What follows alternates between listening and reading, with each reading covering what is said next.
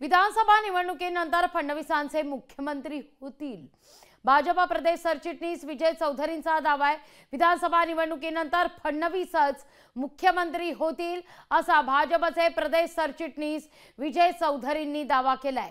विधानसभेत भाजप स्वबळावर सत्ता स्थापन करेल असं देखील विजय चौधरी यांचा दावा आहे।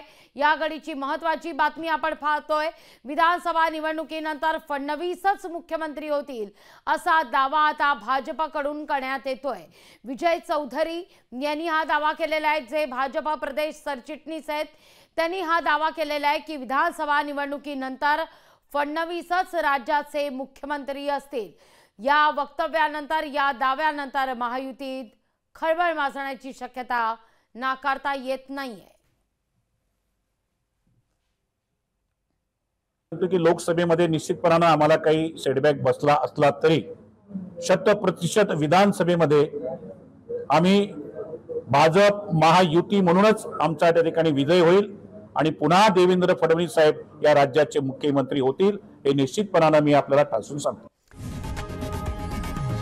लोकशाही मराठी ऐका, पहा, जागरूक रहा।